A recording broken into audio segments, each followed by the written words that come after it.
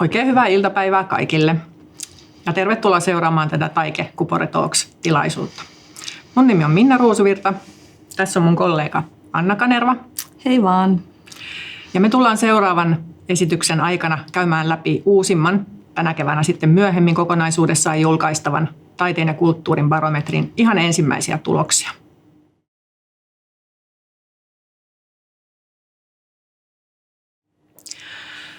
Taiteen ja kulttuurin barometrissa me seurataan vuosittain vaihtuvalla teemalla taiteilijoiden toimintaedellytyksiä ja heidän näkemyksiään erilaisiin ajankohtaisiin kysymyksiin. Vuonna 2023 barometrin teemana oli taiteilijan työn monet muodot. Ja siinä me pyritään tuomaan esiin sitä töiden, toimialojen, ansainnan mallien, työn tekemisen tapojen moninaisuutta, mitä taiteilijoiden työssä ja töissä on. Myös monialaisuutta, monitaiteisuutta, taiteen alarajojen ylittämistä. Tässä osajulkistusesityksessä me keskitytään erityisesti näihin työn eri muotoihin ja tulonlajeihin, joita taiteilijat työssään saavat. Barometri toteutetaan aina vuosittain kyselytutkimuksena ja vuonna 2023 syksyllä on tehty tämä viimeisin kysely ja me saatiin siihen ennätysmäärä hieman yli 1400 vastausta. Barometria on toteutettu 2015 vuodesta lähtien ja sitä tehdään hyvässä yhteistyössä Cuporen ja Taiteen edistämiskeskuksen kanssa.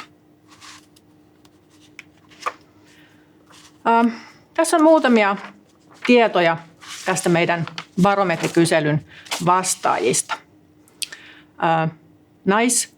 Naisia on selkeä enemmistö, 63% vastaajista. Ikäryhmissä 35-49-vuotiaat on suurin ryhmä. Heitä on lähes puolet, 45% vastaajista. 50-64-vuotiaita noin kolmannes.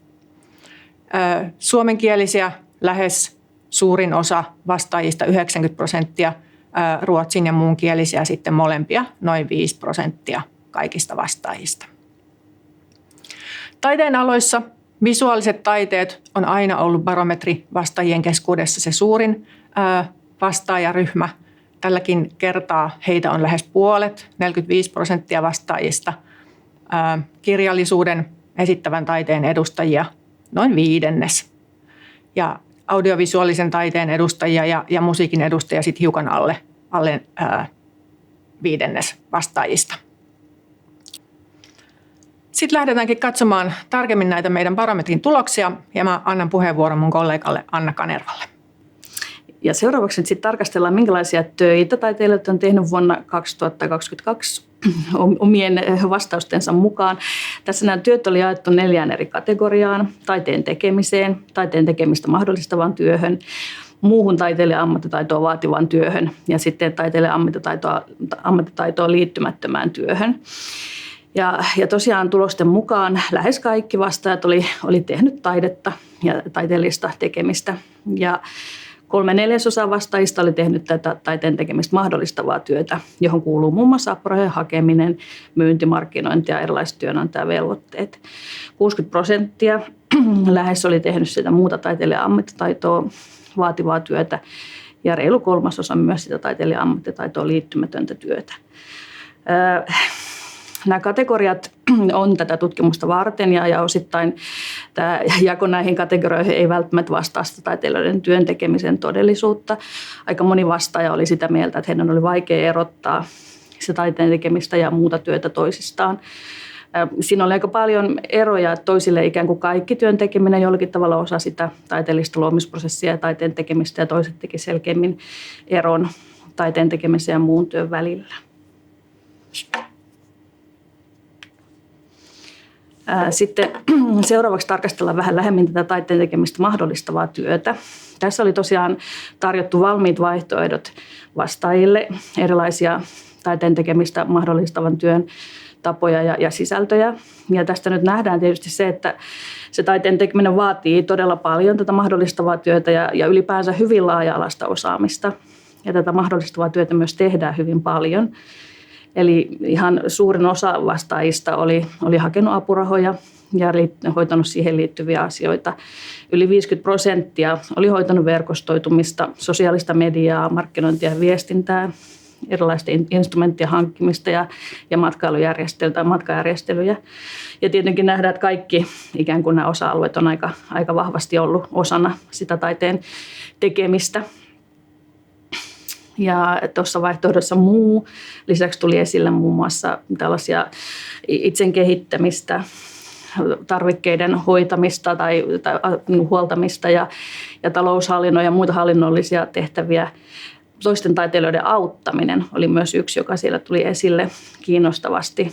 Lisäksi tällainen kaikenlainen suunnittelu ja kehittämistä ja uusien ansaintamahdollisuuksien pohtiminen ja vaikka sellaisen aineettoman materiaalin kerääminen siihen taiteellisen työn tueksi.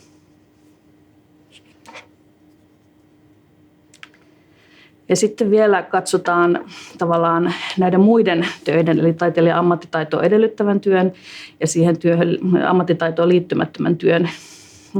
Katsotaan siitä näkökulmasta, että miksi niitä tehdään. Erityisesti tätä taiteilijan ammattitaitoa edellyttävää työtä tehdään taiteen, kulttuurin ja viihteen toimialoilla ja kasvatuksen ja koulutuksen parissa. Keskeisesti näistä tuloksista nähdään, että taloudelliset syyt on se kaikkein keskeisin, minkä takia muita töitä tehdään. Se korostuu tietysti erityisesti tässä taiteilijan ammattitaitoon liittymättömän työn kohdalla. Mutta joka tapauksessa selvää on, että sillä taiteen tekemisellä aika harva pärjää pelkästään, että näillä muilla töillä rahoitetaan sitä omaa taiteen tekemistä. Mutta tärkeää on myös huomata se, että varsinkin ja nimenomaan tässä ammattitaitoa edellyttävän työn osalta tuo oma kiinnostus on tosi voimakkaasti myös esillä. Ja se, että ikään kuin sillä omalla ammattitaidolla on kysyntää ja niitä töitä on tarjolla ja olemassa. Noissa muissa syissä erityisesti tässä taiteilijan ammattitaitoa edellyttävässä työssä tietysti nousee se, että se työn tekeminen myös ikään kuin lisää sitä omaa ammattitaitoa tehdä taidetta.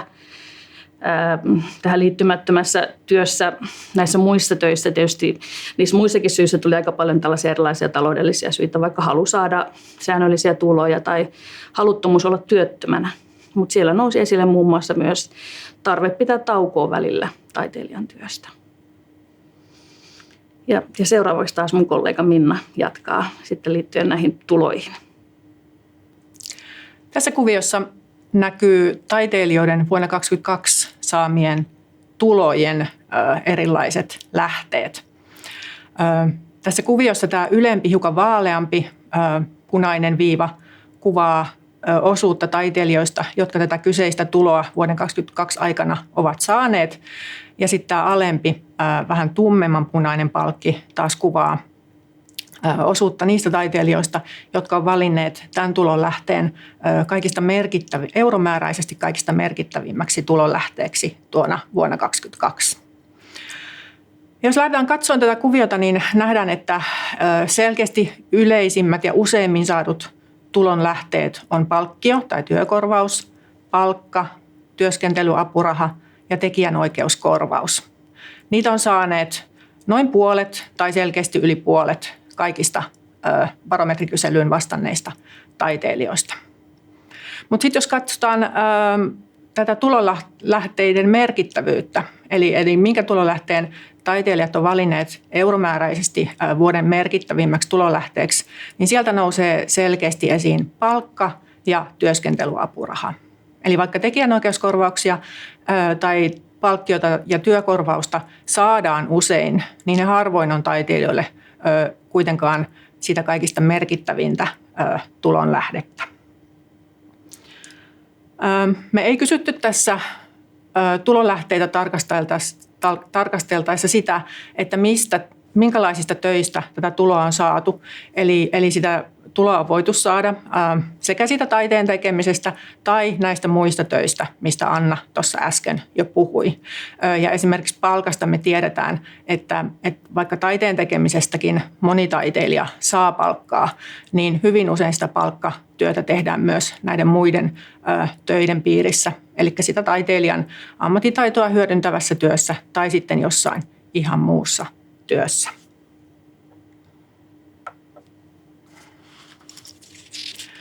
No, tässä kuviossa on sitten tarkasteltu erilaisia tulonlähteitä taiteen aloittain.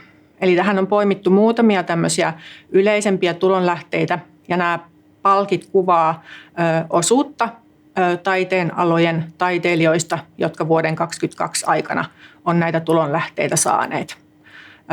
Kaikista reunimmainen tummanpunainen palkki on palkkaa saaneiden taiteilijoiden osuus, sitten palkkio tai työkorvaus, keskimmäinen oranssi palkki on työskentelyapurahaa saaneiden osuus, tämmöinen vaalea kellertävä palkki on sitten tekijänoikeuskorvauksia saaneiden osuus, ja sitten tämä kaikista vaalein oikeanpuoleinen palkki sitten kuvaa omasta yrityksestä saaneiden tulojen osuutta.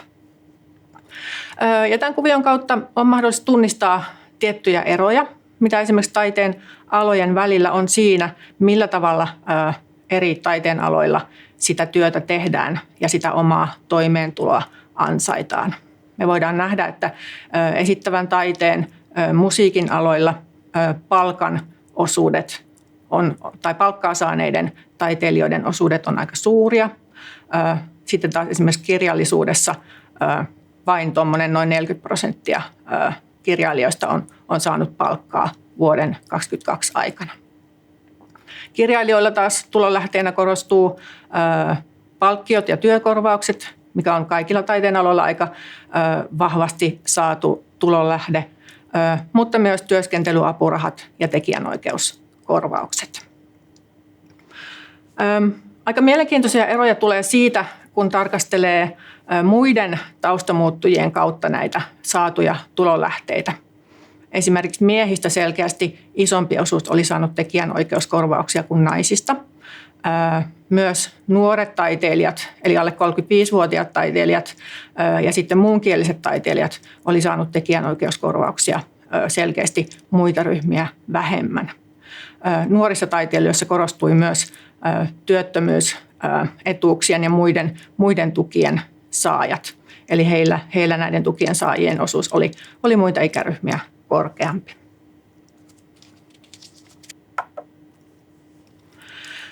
No tässä rinkulassa näkyy sitten taiteilijoiden oma arvio siitä, millä tavalla heidän kokonaistulonsa vuonna 2022 on jakautuneet toisaalta taiteen tekemisestä saatujen tulojen ja toisaalta sitten muista töistä tai muiden tulojen kesken.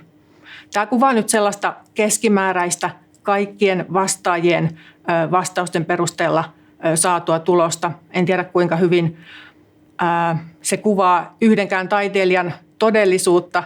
Ne on niin hyvin erilaisia kaikilla. Mutta joka tapauksessa näiden barometrikyselyyn tulleiden vastausten perusteella taiteilijat saa keskimäärin noin puolet tuloistaan taiteen tekemisestä. Hiukan alle neljännes tulee sitten siitä muusta taiteilijan ammattitaitoa edellyttävästä työstä, 14% työstä, joka ei liity lainkaan taiteilijan ammattitaitoon, ja sitten toiset 14% kaikista muista tuloista. Ja nämä muut tulot saattaa olla omia säästöjen käyttämistä, pankkilainaa ja myös esimerkiksi perheen tukea siihen toimeentuloon. Tässä on myös muutamasta väittämästä kerrottu vastaukset, eli taiteilijat edelleen tekee hyvin paljon palkatonta työtä. 77% kaikista taiteilijasta oli samaa mieltä, että joudun tekemään taiteilijan säännöllisesti palkatonta työtä. Ja usein koetaan myös, että ne taiteilijan työstä saadut tulot on riittämättömiä suhteessa siihen tehtyyn työhön. Nämä ei ole millään tavalla uusia tuloksia tai tietoja, mutta tärkeitä pitää esillä. Tässä oli ensimmäiset tulokset tästä meidän tänä keväänä julkaistavasta taiteen kulttuurin barometristä. Kiitos paljon.